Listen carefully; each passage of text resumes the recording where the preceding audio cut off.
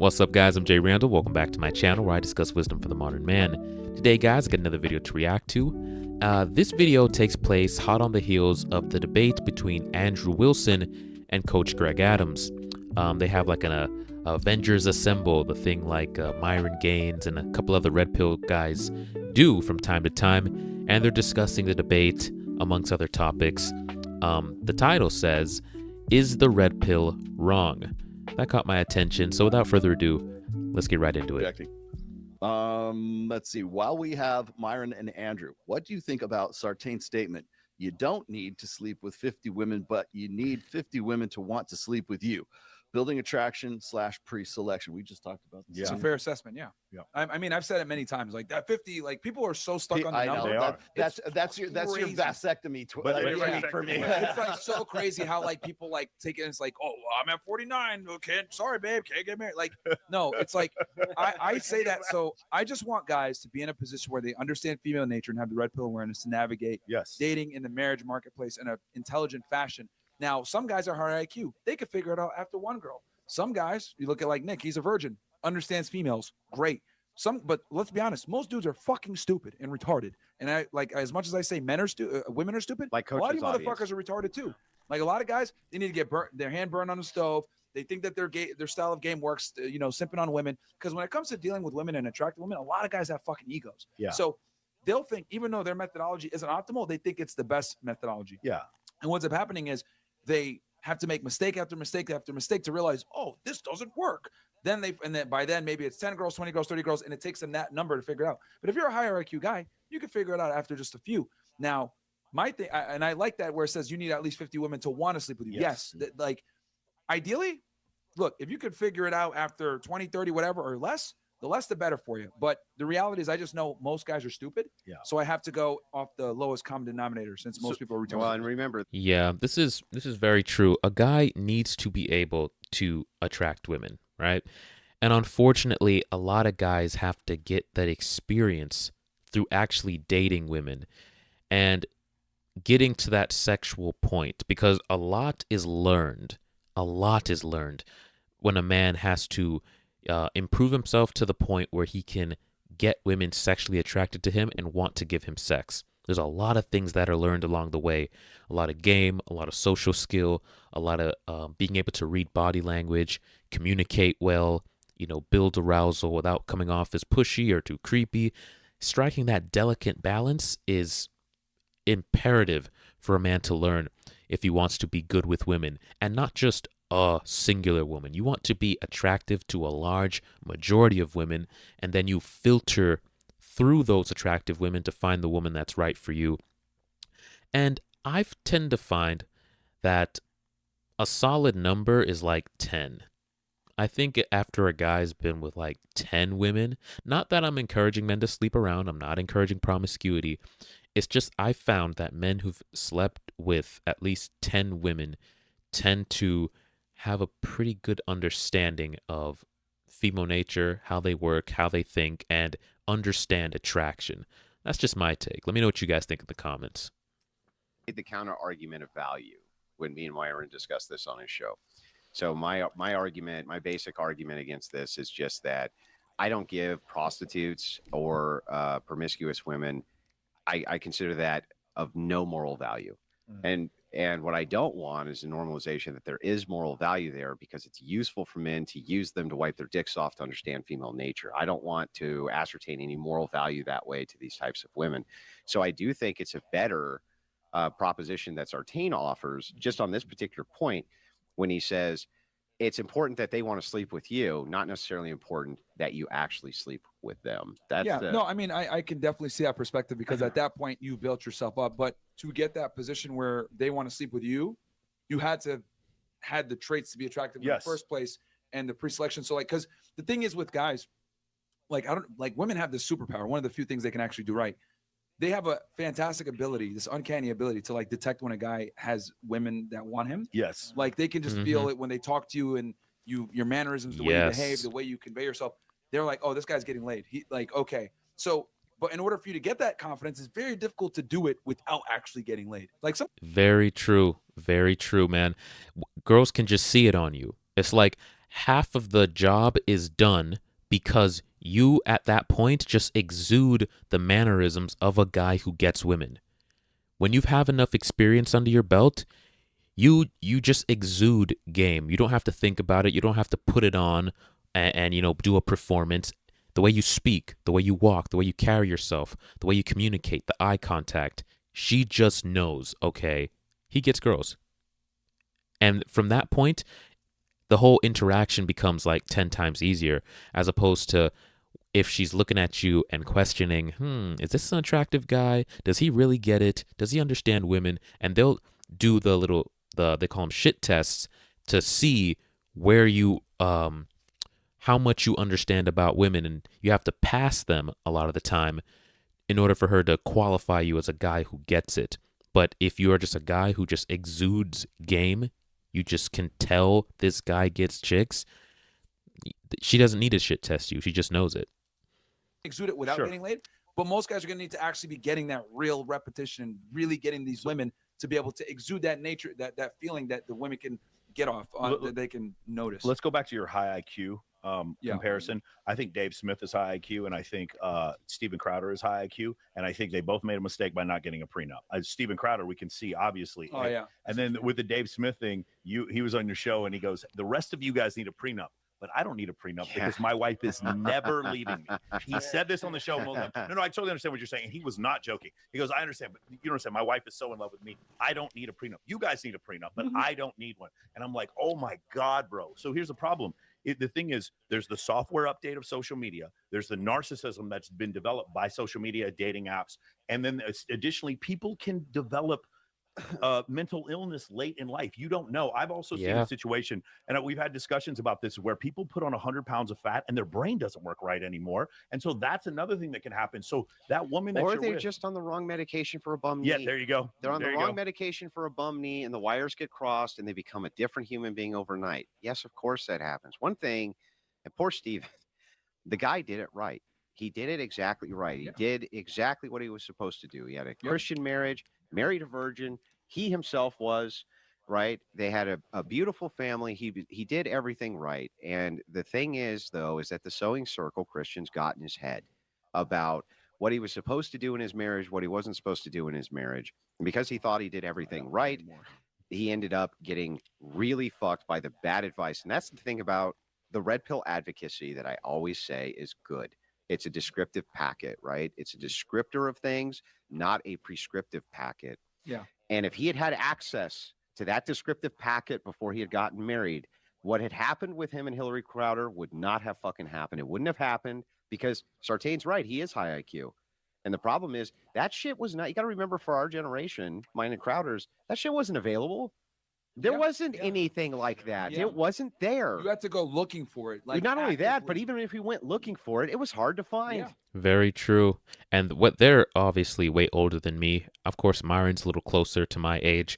But even when I was coming on the scene, guys, like, this was like in the infancy of the red pill, of the manosphere. Finding dating content, like really good non-blue pill, simpy dating advice for men was hard. I remember when I was trying to learn how to get girls, and I would literally just Googled how to get girls attracted to you, and that brought me to YouTube and a bunch of videos. So much of the advice was blue pill perspective. It was a lot of women giving advice. Just do this. Open up to women. Be emotional. Care about her feelings. It was a bunch of blue pill advice.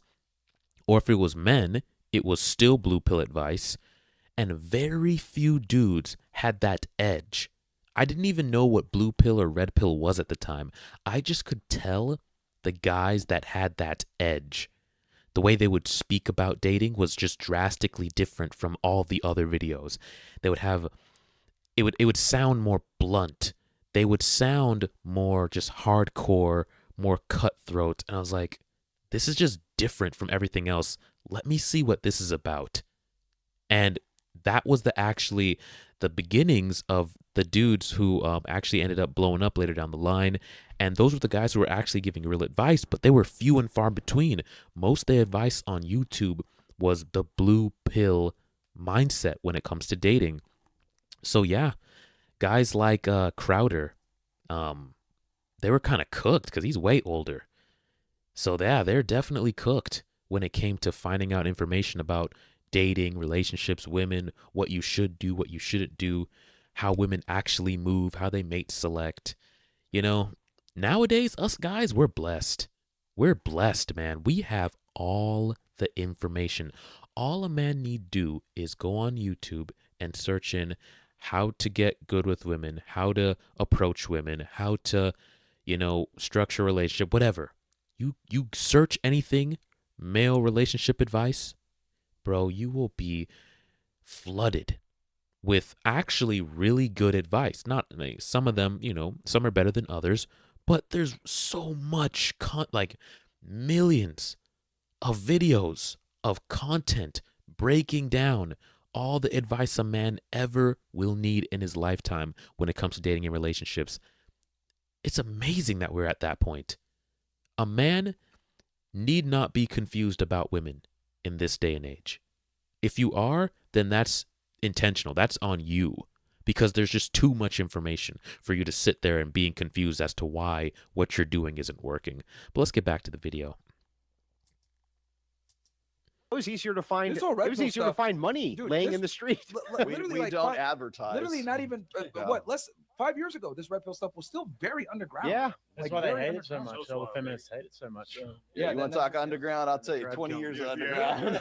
So, like when I say like the people who really get stuck on the 50 number, I just want guys to understand female nature. How you get there is up to you. But I understand since most men like need to bang their head on the wall a few times, it might take them 50 to figure it out. But if you can figure it out in less, fantastic. Because the ideal situation is to get with a female that isn't a 304, that's going to respect you, that's going to follow you, etc. Because I just understand that religion, unfortunately, it will keep some women in line, but it won't keep others in line. And I saw some of the debate that you and CJ were having, where you were saying, look, I understand that marriage is a institution that's dangerous in today's day and age, but this is why we need to remove the state, make it religious only, because religion is a very good buffer on female hypergamy to shame them, right? Because you have the social, the social. You have these social things where they keep women in line.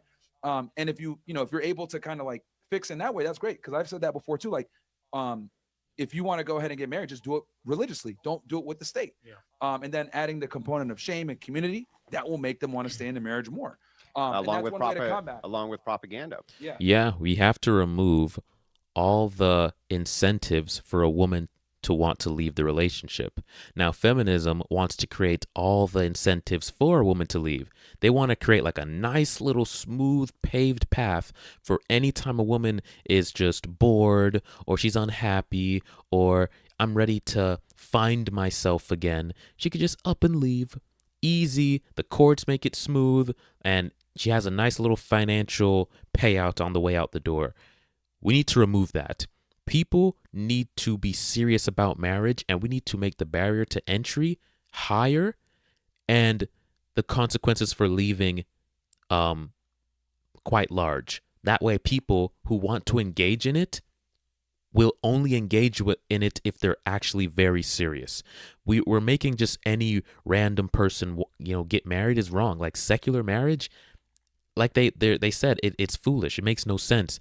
People need to get married only if they're serious about it. And women, a lot of the times, they're not serious about it. It's just something they want to do for security and just to check off their box. We need to fix that. The basic idea, the basic idea too, the idea is, well, that's some possible future. It's like, no, that's right now. Right this second, the Orthodox and Catholic churches are keeping families together by doing this, by having the social ecclesiastical authority to help govern people's marriages. And they do a good job. And the thing is if the women are involved heavily in the church, that becomes part of their social circle. And as well as I do, that most women are the sum of their social circle, just like men are. And divorce as a social contagion, right? And leaving your man, social contagion often. If you're around a woman who's divorced, what happens? She starts telling the other women, absolutely, get divorced. Yes. It's cancer. Yeah, it's a social contagion. So the churches right this second, the traditional churches are assisting men with this. And if it's the case that you want to get married right now, there's nothing valuable about secular marriage. It's totally garbage. It's always been fucking trash. And it was always going to lead to this. marriage to me only is religious. Yeah, I agree. And so, so if that's Same. the case, we're talking about marriage, that it's a religious institution. The religious institutions ought to be what's governing it. And yes, we need to get the courts out of marriage. We absolutely need to get the court system out of marriage. It needs to be the churches governing it. And if women don't like that, then don't get married. Because women are only getting married for a financial incentive. They want security. They're not doing it for the covenant. They're not doing it for the actual marriage, what that actually means. They're doing it because it makes logical sense to get with a guy. You get the financial security and you have a safer, more, comfortable cushion through life until you want to do something else. No. We need to remove that. It needs to be religion based, and that's it. The state has no say on what happens in people's marriages, and we need to stop signing the marriage contract. They do, man, the outcomes are better. Now, how does that affect secularists? The idea here, Andrew, okay, what about all the secularists? Well, secularists shouldn't get married.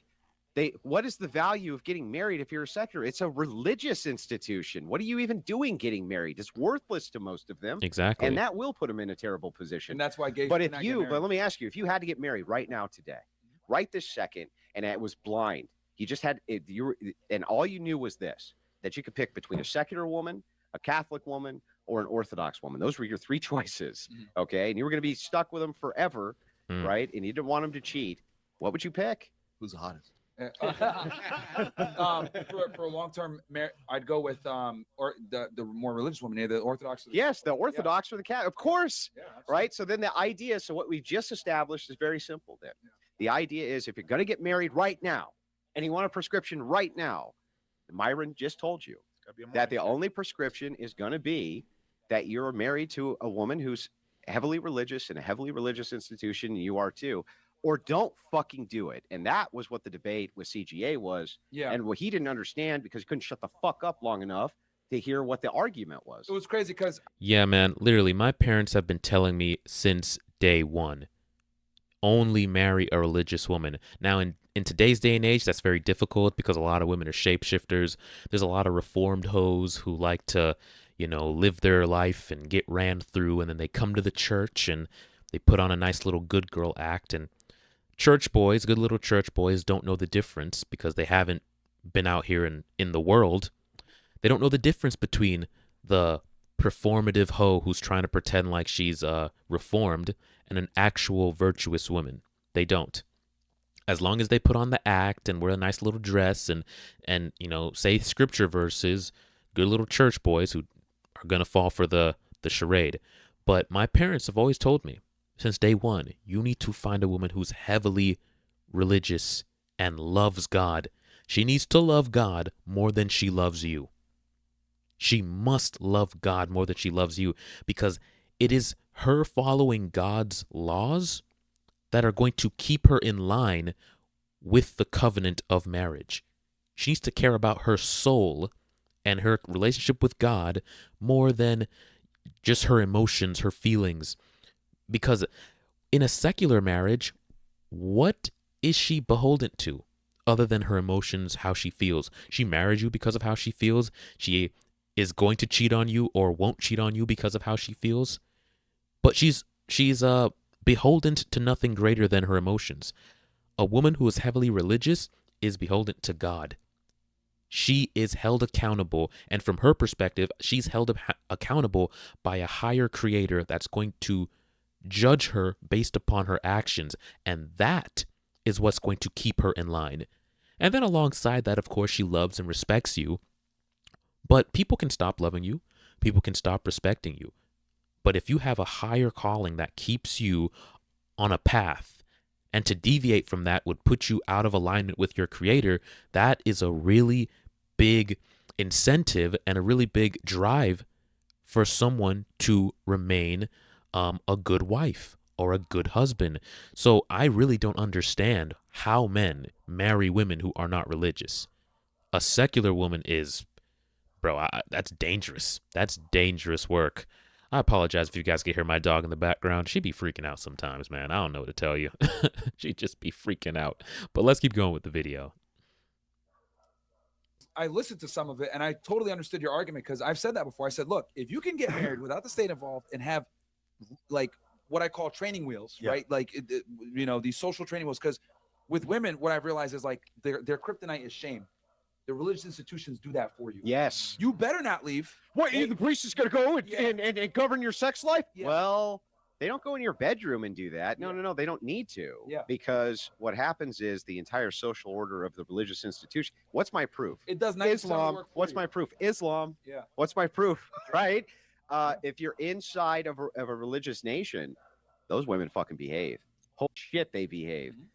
When you're inside of this nation, right? If you're inside the traditional churches, they're not beaten down like what they do with Islam. They don't have to wear shufas around their head. They don't have to be second class. They don't have to do any of that. But their behavior is governed within a social circle and with priests who are assisting as spiritual fathers inside of their lives with a community that helps with serious marriage problems. Marriages have serious problems. Of course. And what secularists do is they go to psychologists who are 20-year-old bimbos fresh out of school. They don't know shit about nothing. Yeah, they don't know shit about nothing. Like, So, 95% of psychologists under the age of 30 are female. Holy 95. crap. There are more, and by the way, when it comes to primary education, there are more female military pilots than there are male. There are more female fighter pilots than there are male kindergarten completely teachers. overrepresented in every conceivable way because the path to entryway is really easy. When you're studying the idea of the mind, right? This is not a physical thing, which is why, I don't consider psychology science. I consider it not even pseudoscience or soft science. I just consider it garbage. Yeah, and this is why when you go see a psychologist or psychiatrist, they're usually a woman, and they're going to give you women-centered advice. And especially when you have these counselors, these marriage counselors, and they're women, bro, like, how are they going to help you? Honestly, how are they going to help you? They're going to frame everything as though you're the problem, you're the one in the wrong, she's the right, you need to understand her more. Bro, we need to get more male teachers, more male therapists, more male psychologists, and we need to flood the market with men who know how to handle men's issues and help men and are going to bring some reality instead of this emotional BS with all these female teachers and therapists. Sexual garbage.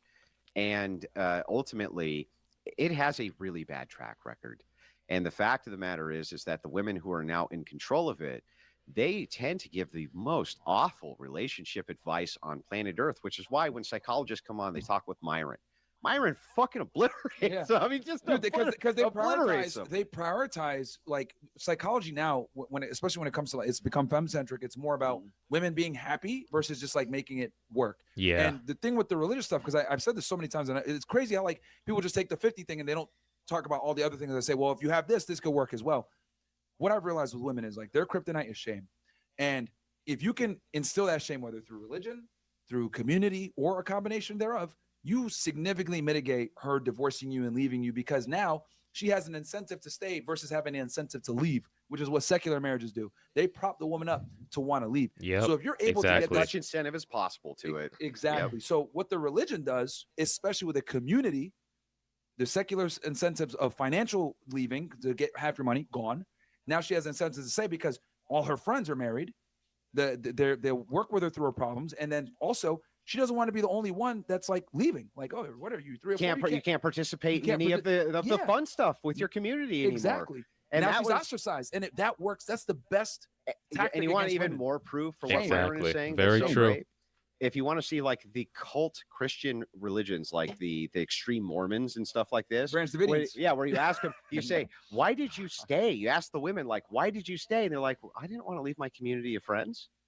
I didn't want to leave my community of friends, and I didn't want to leave my community of and that's they are the sum of the women around them. You use the communitarian, like their need for a communitarian like society. Yes. You use it against them. Yes, use it against them. And if it's the case that women, and this is the case, by the way, if it's the case that you have a woman who's hanging out with a bunch of whores, what does she become, Oh, Myron? yeah, it's cooked. She's Uh-oh. gonna What do does that. she becomes? And if you have a wife and she's hanging out with a bunch of divorced women, what should that man do, You Myron? should get the fuck out of there, man. Because Like, yo, it is like it's and always the case. It's very true, bro. You have to, I've said this many times, you have to keep an eye out on who your girl is hanging out with, who she's talking to, who is the company she's keeping, bro. I'll never forget one day, my girl, one week, she just started saying these things that I could just tell were not her talking points. It was her perspective on relationships and the dynamic and what a man should do, what a woman should do, what a woman shouldn't have to do. I was like, this isn't my girl. This is not her.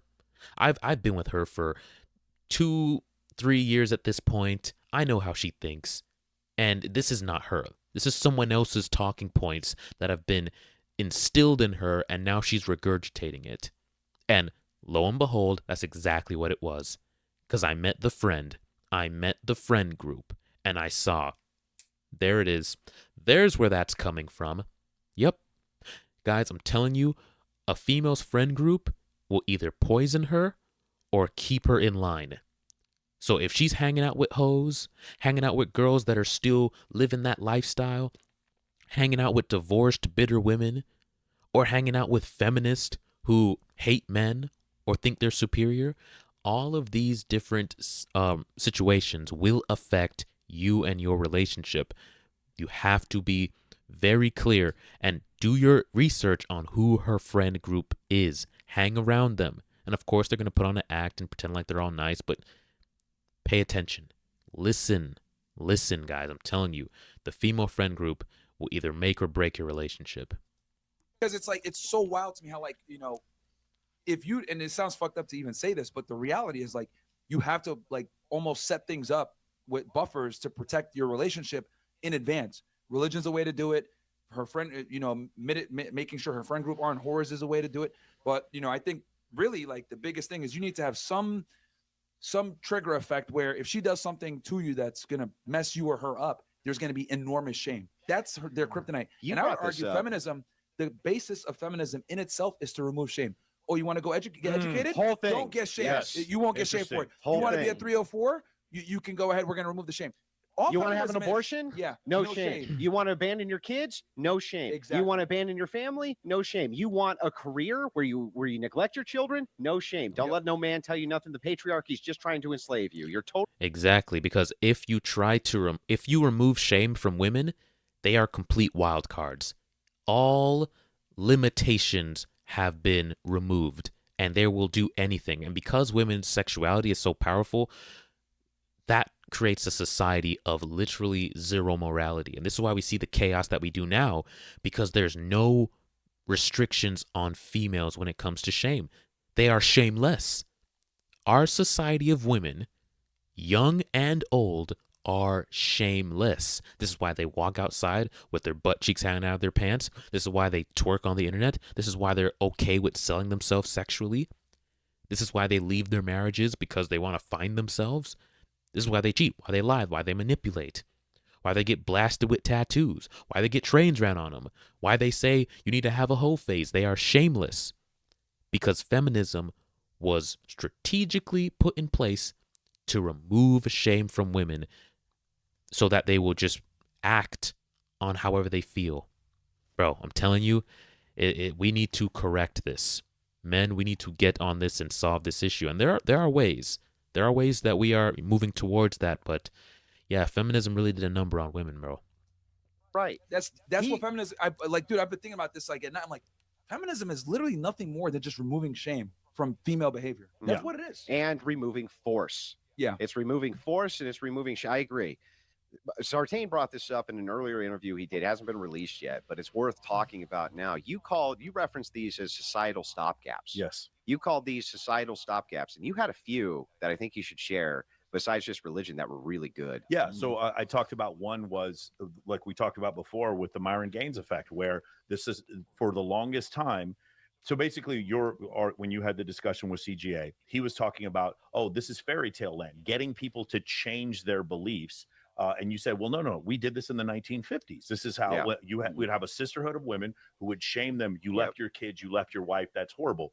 And CGA was like, oh no, that would never work now. This is fairy tale land. And I'm like, I just watched this president who has been called a racist and a Nazi for the longest time get elected, get elected, but get elected with so many more minority voters who would have never voted for him previously are doing so. And then we can also look at other things like. But I brought this up as an argument. Like, we can see that the social paradigm is changing, and right now there are things that you can do to mitigate serious amounts of risk.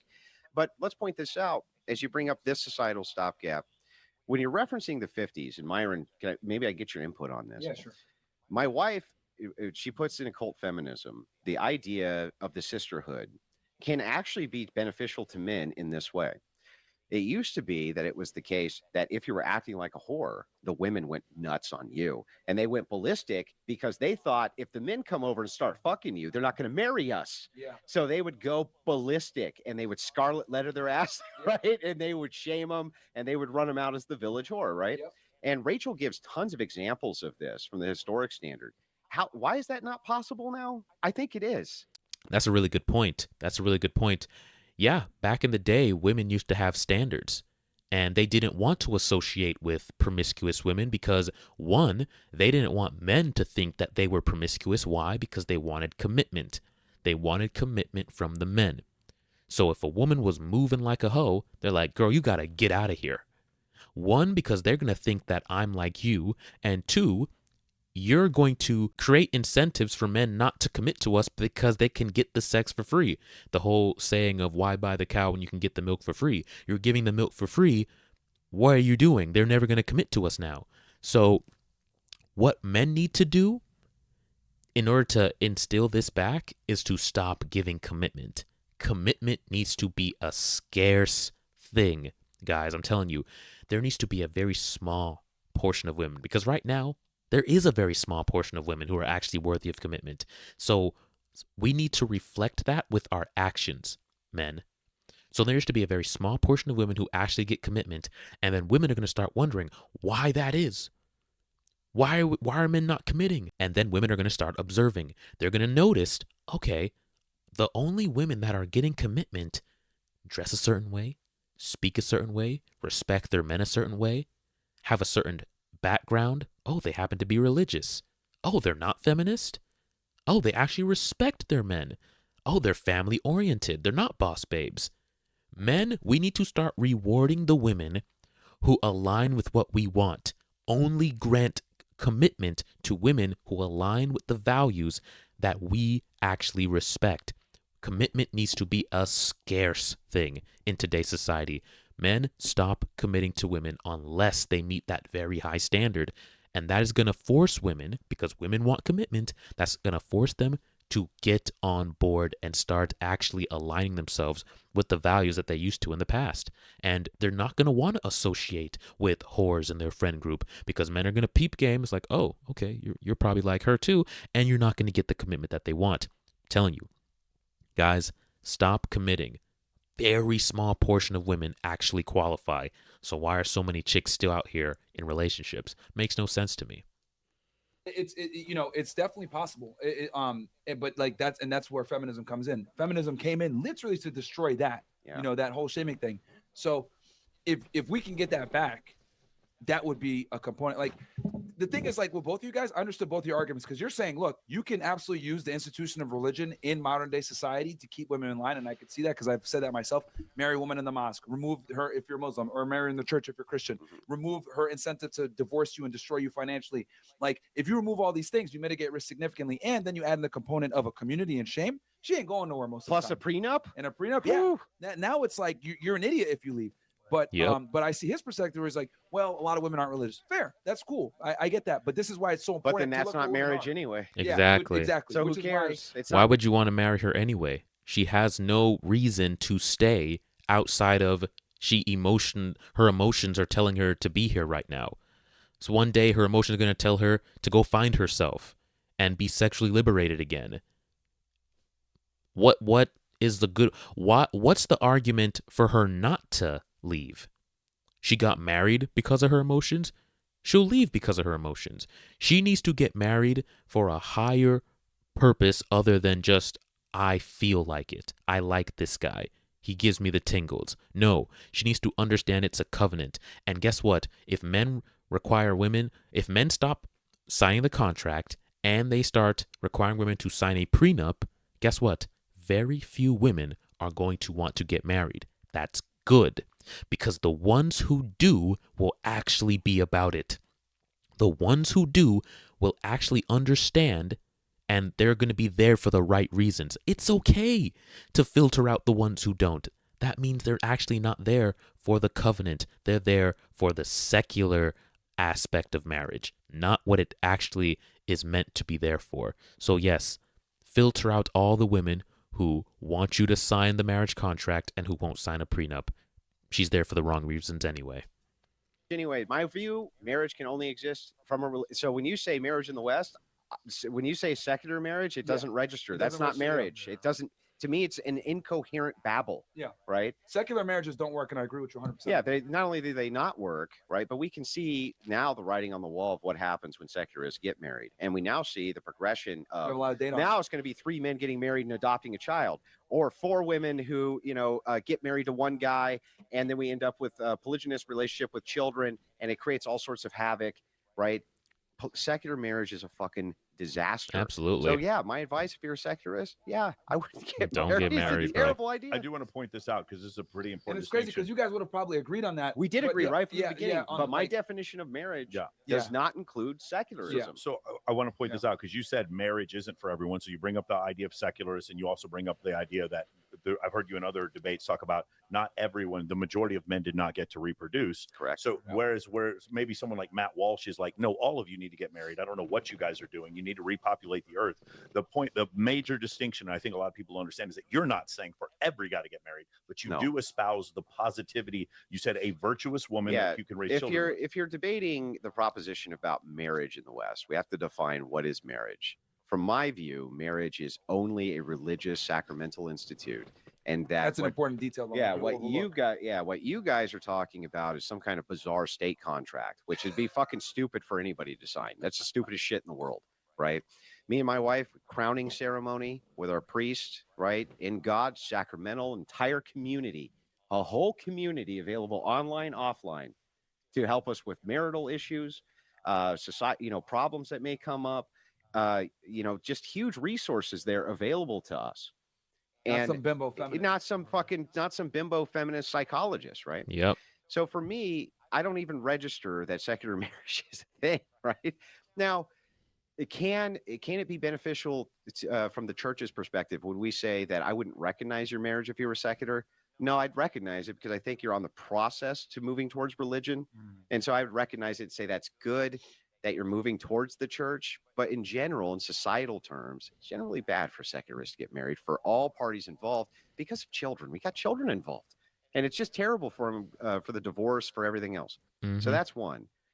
Then the flip side to this is like, if it's the case that you want to engage in all the benefits of marriage, you want the benefit part for men, which he agrees. Marriage used to be a once great institution. He opens with this. Agreed. But what made it great? Well, what made it great was that reinforcement was there from the religious base and the social shaming aspect.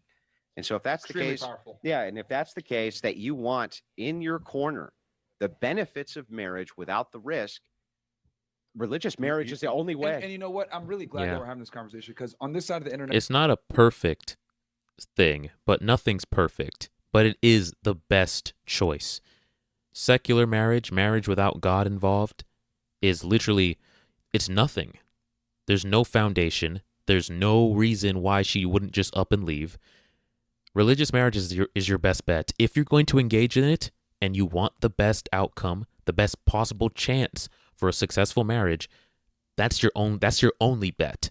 That's it. Secular marriage has proven. We all know, we've seen the data. It's been like that for decades.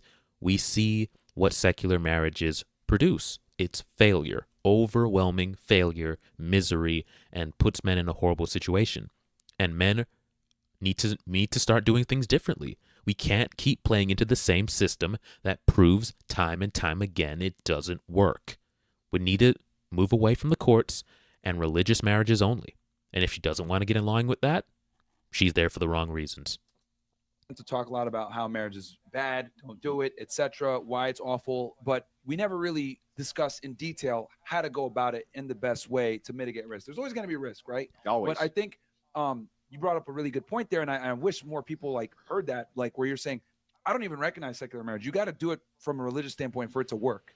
Like, so people are already messing up by being secular about it in the first place. Yep. And I agree that when you make it a religious institution, remove the state, make it strictly with the religion, add in all these shaming components and these like almost like these fail safes, it makes it very the stopgaps, indestructible, or stopgaps. It makes it very, very powerful, and this is a way to navigate the marriage conundrum in a safe manner. And where are young men going? Where are they going? They're flocking to the church. Yeah, a lot of them to are the buying, traditional Bible churches. sales are up significantly. And why are they flocking to the traditional churches? It's not just because they want to get themselves their base trad wife. It's because it's the one place left where there's still a social institution that actually recognizes masculinity, won't punish you for it, one. Yep. And then two, it actually gives men resources. And one of the biggest failings that we have for men of all ages, it doesn't matter if you're 90 now, and it doesn't matter if you have just turned 18. The amount of resources that are available for you as a man is garbage. Yeah. And the amount of resources that's available for all women is massive. And they give you massive resources to destroy your marriage. There's an entire and Rollo's written about this extensively, an entire like divorce inc. Like there's a divorce divorce industrial complex. They're absolutely right. This was a really good conversation, very sober, level-headed, and really good advice for men who are navigating dating and marriage in this modern, dating scene. Right? We have to do things differently. That's basically the point of this conversation. We need to move away from secularism and move towards a religious aspect of things. God, the church, religion, Christianity. It's what works. It's what worked in the past. That time that we all look back to and like, man, marriages were great back then. Guess what governed them? Christianity, religion, right? We got to move back to what worked. Secularism has failed us. We have to move away from that, throw it in the trash. We're not doing that anymore. We're not going to gamble on the hope that secularist marriage is going to work out for us. We see the results. It's like over 60% at this point chance of failure. Like, no, we're not playing that game. Religious marriage is the only way to go. But let me know what you guys think in the comments section down below. Do you agree with the takes on this? Do you think secular marriage is viable, or is religious marriage the only way to go for you?